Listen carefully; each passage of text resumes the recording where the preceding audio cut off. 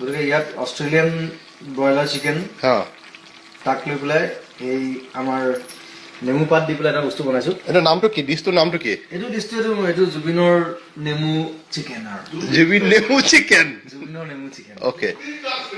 গতিকে সেইটো যদি কোনোবাই শিকিব বিচাৰে হয় মোৰ ওচৰলৈ আহিলে হ'ল। মই গুৱাহাটীত হওক মুম্বাইত হওক য'তে হওক মই শিকাই দিম। হয়। এইটো মোৰ লগৰবিলাকে জানে এইটো মই বনাওঁ। হয় ৰবাব টেঙা পাতেদিও বনাওঁ।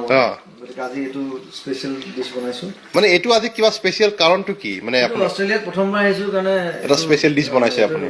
ডন ব্ৰেডমেনক মনত পেলাই ব্ৰেডমেনক নেমু চিকেন বনাইছো। নেমু চিকেন, ঠিক আছে। আৰু এটা ক'ব পাৰিব নেকি নেমুটো কোনটো প্ৰজাতিৰ নেমু? এইটো প্ৰজাতিটো মই ধৰিব পৰা নাই, কিন্তু পাতটো গোন্ধটো চিনি পাইছো। পাতটো গোন্ধটো আপোনাৰ কি পাত যেন লাগিছে আপোনাৰ? এইটো মানে এতিয়া অথনি কোনোবা এজনে কৈ বোলে কাজি নেমুটো অলপ বেলেগ গোন্ধায়।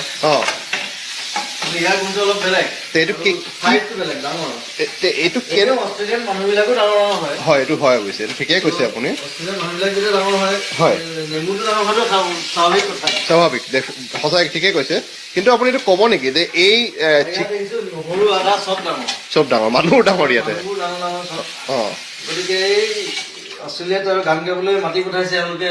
ইয়াত আহি থাল ধুই আছো, হেৰি থাল ধুব লগা অৱস্থা কৰি দিছে, কষ্ট দিছে মোক, কষ্ট দিছে। আচ্ছা এইটো আপুনি ঢাকন দিছে নেকি? এইটো ঢাকন দিছে। এইটো 10 মিনিট থাকিব লাগিব। মানে ঢাকনটো কিহৰ কাৰণে? 10 মিনিট থাকিলে তাৰ গোন্ধটো ভিতৰত সোমায়। তাৰমানে ভাৱটো ভিতৰত সোমাই যাব তাৰমানে। তাৰপিছত পাতটো উলিয়াই পেলাই দিব লাগিব। পাতটো পেলাব লাগিব।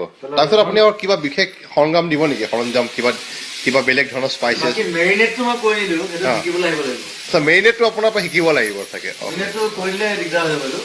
অ'কে, ঠিকে আছে বাৰু। মাংস খাওক নেমু পাত লৈ। হয় আৰু নেমু পাতটোৱে খুব সুন্দৰ এটা গোন্ধ এটা দিয়ে। হয় আৰু